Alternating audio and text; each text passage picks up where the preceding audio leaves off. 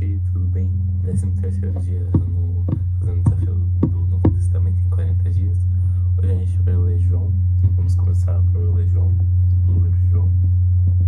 E a gente vai ler do João de 1 João ao João 5, capítulo 5. Antes da gente começar, queria pedir que vocês deixassem o like e se inscrevessem no canal também. E também ativassem o sininho pra ter a notificação de quando eu mandar os vídeos. Então bora começar com a leitura. Capítulo 1 é a encarnação do Verbo. No princípio era o Verbo, e o Verbo estava com Deus, e o Verbo era Deus. Ele estava no princípio com Deus. Todas as coisas foram feitas por ele, e sem ele nada do que foi feito se fez. A vida estava nele, e a vida era a luz dos homens. A luz resplandece nas trevas, e as trevas não prevalecem contra ela.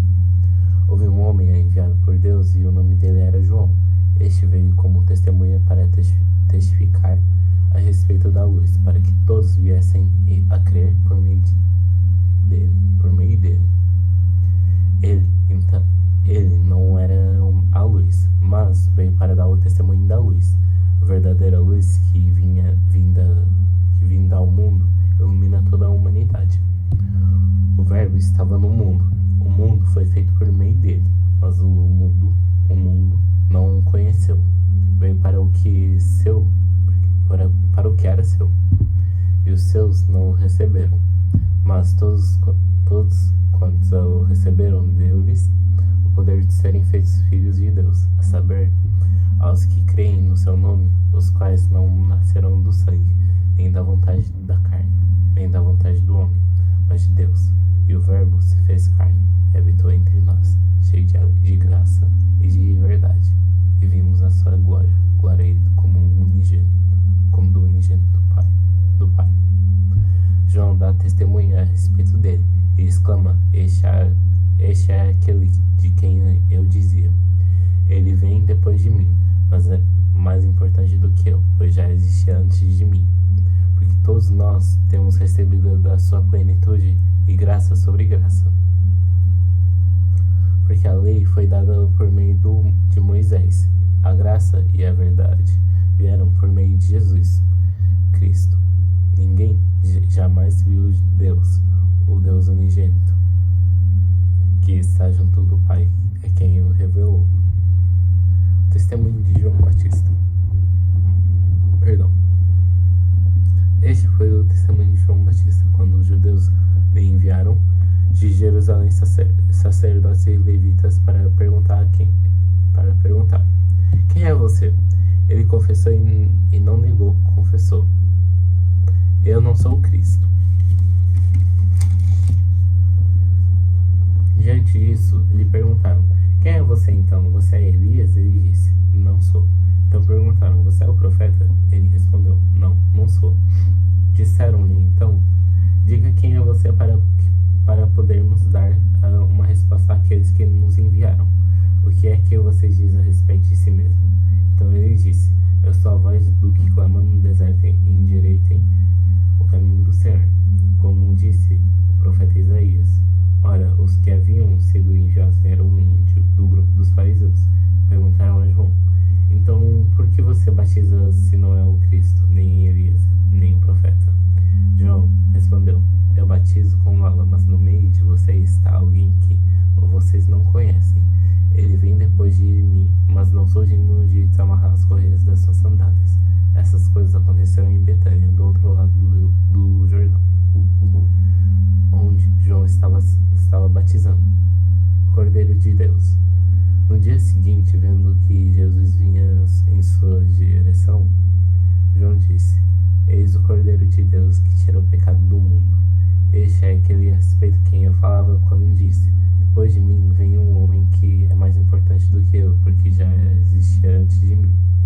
Eu mesmo não o conhecia, mas vim batizando com água a fim de que ele fosse manifestado a Israel. João testemunhou, dizendo: vi o Espírito descer do céu como pomba e repousar sobre ele. Eu não conhecia aquele. conhecia. Aquele, porém, que me enviou a batizar com água, me disse: aquele sobre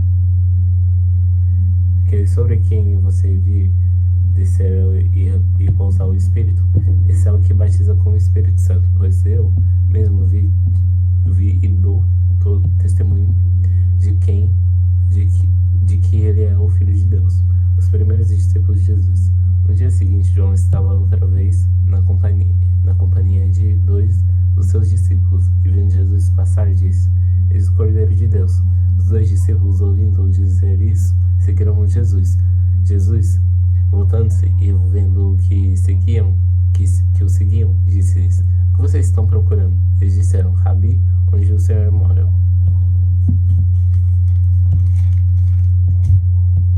Jesus respondeu: Venham ver. Então eles viram onde Jesus estava morando e ficaram com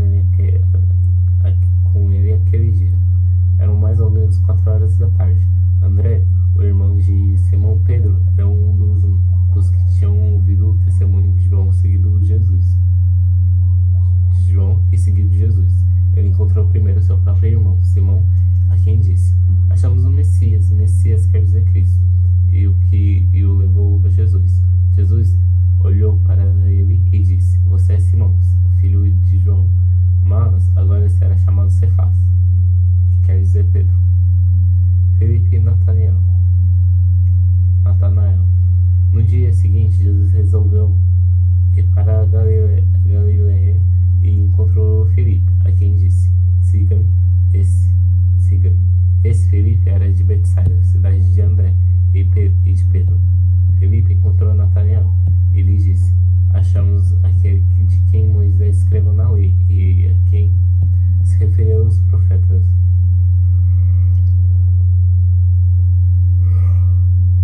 Jesus o Nazareno, filho de José. Então Natanael perguntou: De Nazaré pode sair alguma coisa boa? Felipe respondeu: Venha ver. Jesus viu Natanael se aproximar e disse a respeito dele: Eis um verdadeiro israelita em quem não existe fingimento algum.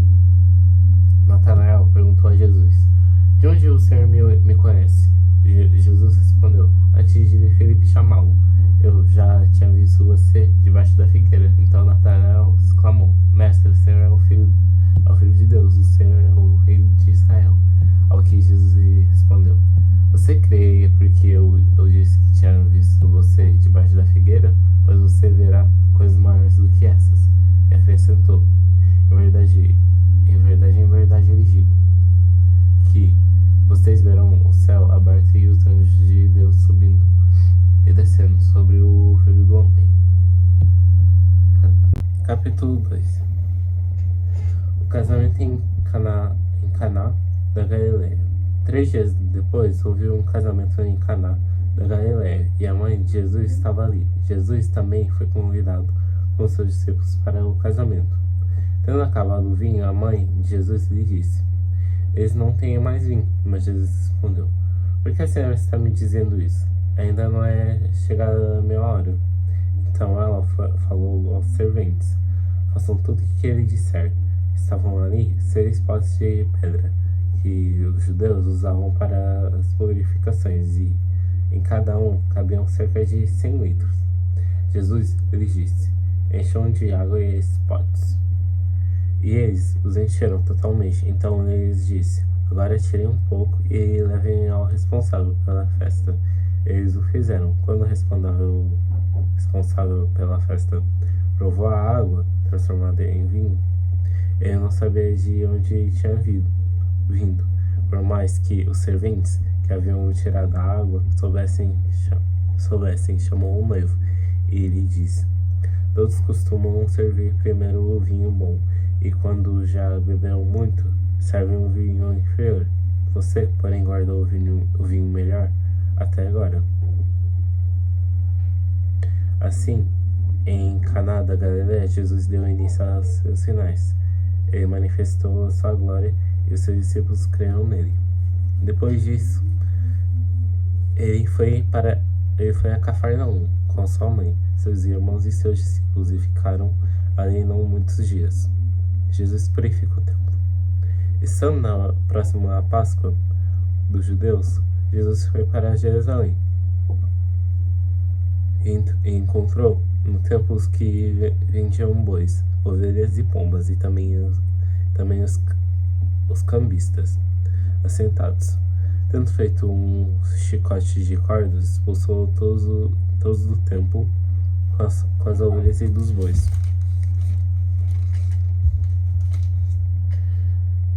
Derramou o dinheiro dos cambistas pelo chão, virou as mesas e disse aos que vendiam as pombas: tirem essas coisas daqui, não façam da casa de meu pai uma casa de negócios.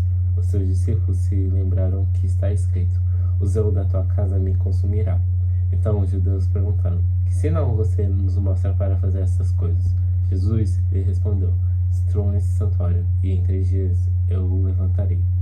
Os judeus responderam: esse santuário foi edificado em 46 anos, e você quer levantá-lo em 3 dias?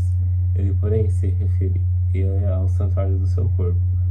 Quando, pois, Jesus ressuscitou dentre os mortos, os discípulos dele se lembraram que ele tinha dito isso, e creram na Escritura e na palavra de Jesus. Jesus conhece todas as pessoas. Estando Jesus em Jerusalém durante a festa da Páscoa, muitos creram no seu nome quando viram os sinais que ele fazia, mas o próprio Jesus não confiava neles, porque conhecia a todos. E não precisava que alguém lhe desse testemunha a respeito das pessoas, porque ele mesmo sabia o que era a natureza humana. Capítulo 3. Nicodemos visita Jesus. Havia entre os fariseus um homem chamado Nicodemos, um dos principais dos judeus. Este, de noite, foi até Jesus e lhe disse: Rabi, sabemos que o Senhor é mestre vindo da parte de Deus, porque ninguém pode fazer esses sinais que o Senhor faz, se Deus não estiver com ele. Jesus respondeu: em verdade lhe digo, que se alguém não nascer de novo, não pode ver o reino de Deus. Nicodemos perguntou: como pode um homem nascer sendo velho? Será que pode voltar ao ventre materno e nascer uma segunda vez? Jesus respondeu: em verdade lhe digo, quem não nascer da água e do Espírito não pode entrar no reino de Deus. O que é nascido da carne é carne, o que é nascido do Espírito é do Espírito. Não fique admirado por eu dizer: vocês precisam nascer de novo. O vento sopra onde quer. Você ouve o barulho que ele faz, mas não sabe de onde ele vem, e nem para onde ele vai. Assim é todo o que é nascido do Espírito. Então Nicodemos perguntou: como pode ser isso? Jesus respondeu: você é mestre em Israel e não compreende essas coisas? Em verdade lhe digo, que nós falamos do que sabemos e damos testemunho do que vimos, mas vocês não aceitam o nosso testemunho. Se vocês não creem quando eu falo sobre essas coisas terrenas, como crerão se eu lhes falar sobre as coisas celestiais? Ora, ninguém subiu ao céu a não ser aquele que de lá desceu, o Filho do Homem. E, assim como Moisés levantou a serpente no deserto, assim também é necessário que o Filho do Homem seja levantado, para que todo o que nele crê tenha vida eterna. A missão do Filho. Porque Deus amou o mundo de tal maneira que deu o seu Filho unigênito para que todo o que nele crê não pereça, mas tenha vida eterna. Porque Deus enviou o seu Filho ao mundo, não para que condenasse o mundo, mas para que o mundo fosse salvo por ele. Quem nele crê não é condenado, mas o que não crê já está condenado, porque não crê no nome do unigênito Filho de Deus. Porque não crê no nome do unigênito Filho de Deus. A condenação é essa: a luz veio ao mundo, mas os homens amaram mais as trevas do que a luz, porque as suas obras eram más. Pois todo aquele que pratica o mal detesta a luz e não se aproxima da luz, para que as suas obras não sejam reprovadas. Quem pratica a verdade se aproxima da luz, para que as suas obras sejam manifestas, porque são feitas em Deus. Jesus e João Batista. Depois disso, Jesus foi com seus discípulos para a terra da Judéia. Ali permaneceu com eles e batizava. Ora, João também estava batizando em Enom, perto de Salim, porque ali havia muitas águas e o povo dirigia para lá e era batizado, pois João ainda não havia sido preso. Então surgiu uma discussão entre os discípulos de João e um judeu a respeito da purificação. E foram até João e lhe disseram: Mestre, aquele que estava com o Senhor no outro lado do Jordão, do qual o Senhor deu testemunho, está batizando, e todos vão até ele. João respondeu: Ninguém pode receber coisa alguma senão lhe for dada do céu. Vocês mesmos são testemunhos de que eu disse: Eu não sou o Cristo, mas fui enviado como seu precursor. O que tem a noiva é o noivo. O amigo do noivo que está presente e o escuta se alegra muito por causa do noivo, pois essa alegria já se cumpriu em mim. Convém que ele cresça e que eu diminua. Aquele que vem do céu. Quem vem das alturas certamente está acima de todos. Quem vem da terra é terreno e fala da terra. Quem veio do céu está acima de todos e dá testemunho daquilo que viu e ouviu, mas ninguém aceita o seu testemunho. Quem, porém, aceita o testemunho que ele dá, certifica que Deus é verdadeiro, pois aquele que Deus enviou fala as palavras de Deus, porque Deus não dá o Espírito por medida. O Pai ama o Filho e entregou todas as coisas nas mãos dele. Por isso, quem crê no Filho tem a vida eterna. Quem se mantém rebelde contra o Filho não verá a vida, mas sobre ele permanece a ira de Deus. Capítulo 4. Jesus e a mulher samaritana. Quando Jesus soube que os fariseus tinham ouvido que ele fazia e batizava mais discípulos do que João, se bem que Jesus mesmo não batizava, e sim os seus discípulos, deixou a Judéia retirando-se outra vez para a Galiléia, e era-lhe necessário passar pela região da Samaria. Assim, Jesus chegou a uma cidade samaritana chamada Sicar, perto das terras que Jacó tinha dado ao seu filho José. Ali ficava o poço de Jacó.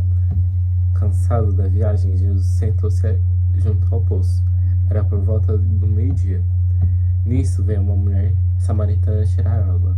Jesus lhe disse: Dê-me um pouco de água, pois seus discípulos tinham ido à cidade comprar alimentos. Então a mulher samaritana perguntou a Jesus: Como sendo o Senhor um judeu pede água a mim, que sou mulher samaritana?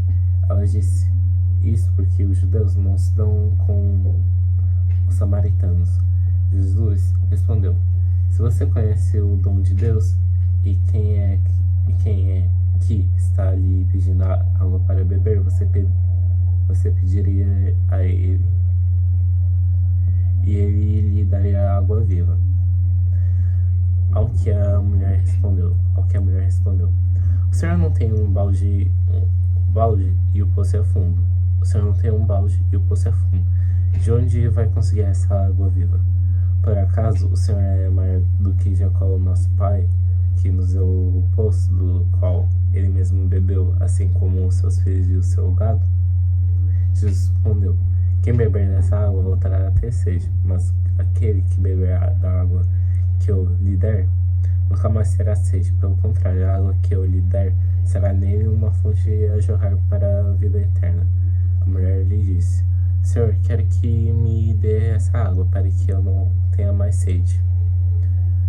Nem preciso vir aqui buscá-lo. Jesus disse: Vá, chame o seu marido e volte aqui. Ao que a mulher respondeu: Não tenho marido. Então Jesus disse: Você tem razão ao dizer que você não tem marido, porque já teve 5 e esse agora tem esse que agora tem não é seu marido. O que você diz é verdade. A mulher então lhe disse: agora eu sei que o Senhor é um profeta. Nossos pais adoravam neste monte, mas vocês dizem que em Jerusalém é o lugar onde se deve adorar. Jesus respondeu: mulher, acredite no que digo. Vem a hora em que nem neste monte, nem em Jerusalém vocês adorarão o Pai. Vocês adoram o que não conhecem. Nós adoramos o que conhecemos, porque a salvação vem dos judeus. Mas vem a hora, e já chegou, em que os verdadeiros adoradores adorarão o Pai em espírito e em verdade, porque são esses que o Pai procura para os seus adoradores. Deus é espírito, e é necessário que os seus adoradores o adorem em espírito e em verdade. A mulher respondeu: eu sei que virá o Messias, chamado Cristo. Quando ele vier, nos anunciará todas as coisas. Então Jesus disse: eu sou o Messias, eu que estou falando com você. Naquele momento chegaram os discípulos de Jesus e se admiraram ao vê-lo falando com uma mulher. Mas nenhum deles perguntou: o que você está querendo?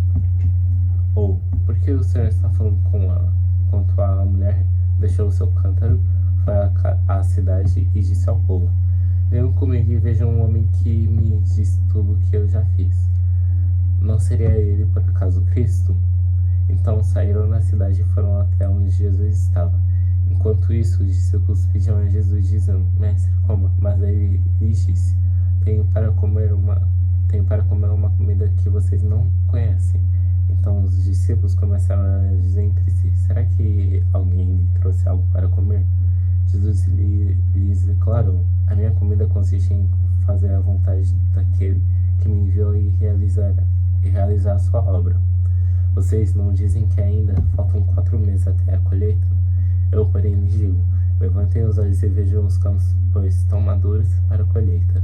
Quem colhe recebe desde já a recompensa e ajunto o seu fruto para a vida eterna, para que se alegrem ao mesmo tempo o que semeia e o que colhe.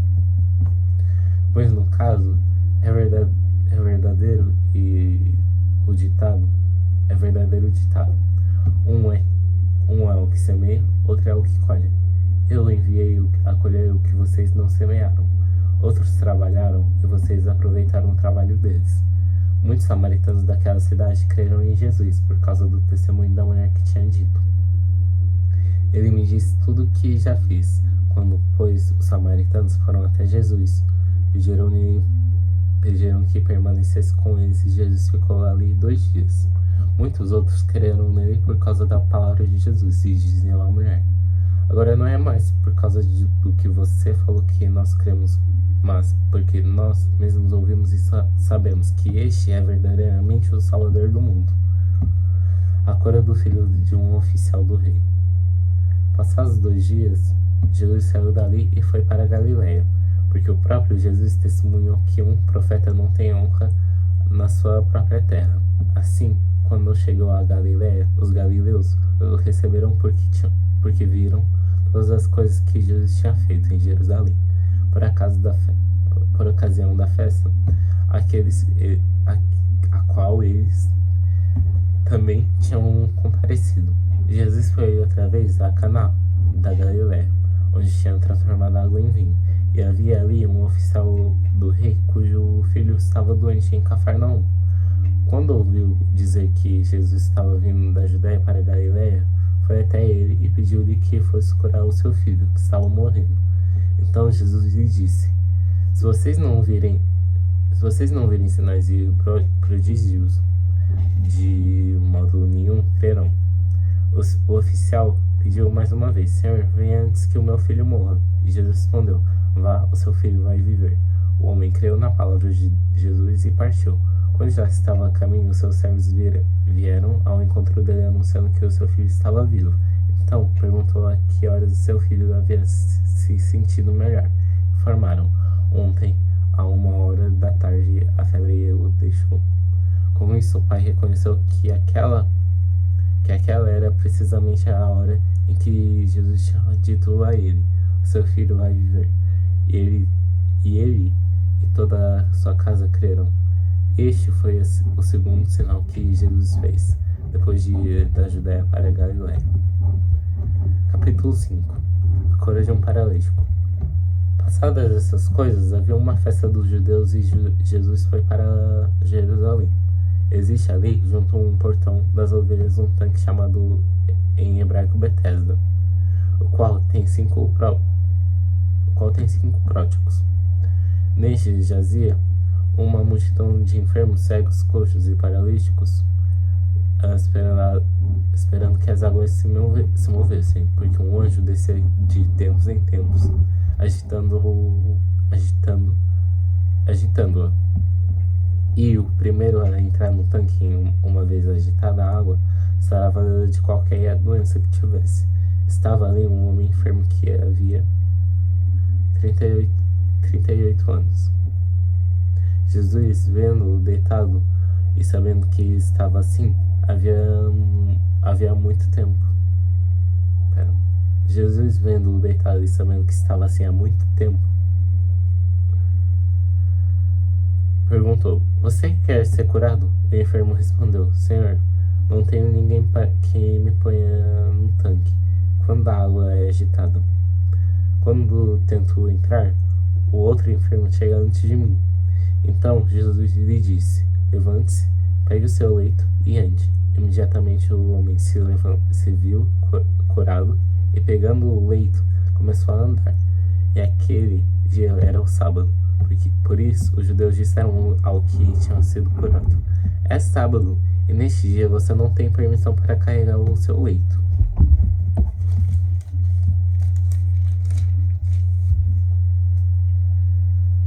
Ao que ele lhes respondeu: o mesmo que me curou me disse: pegue o seu leito e ande. Perguntaram: quem é o homem que disse a você: pegue o seu leito e ande? Aquele que tinha sido curado não soube responder, porque Jesus tinha se retirado por haver muita gente naquele lugar. Mais tarde, Jesus o encontrou no templo e lhe disse: olhe, você foi curado, não peques mais, para que não lhe aconteça coisa pior. O homem se retirou e disse aos judeus que tinha sido Jesus quem o havia curado. Por isso, os judeus perseguiram Jesus, porque fazia essas coisas no sábado. Mas Jesus lhes disse: meu pai trabalha até agora e eu trabalho também. Por isso, os judeus cada vez mais queriam matá-lo, porque além de desrespeitar o sábado, também dizia que Deus era o seu próprio pai, fazendo-se igual a Deus. A autoridade do Filho de Deus. Então Jesus lhes disse: em verdade lhes digo que o filho nada pode fazer por si mesmo, senão somente aquilo que vê o Pai fazer. Porque tudo que este fizer, o Filho também faz. Porque o Pai ama o Filho e lhe mostra tudo o que faz, e maiores obras do que essas lhe mostrarão, para que vocês fiquem maravilhados.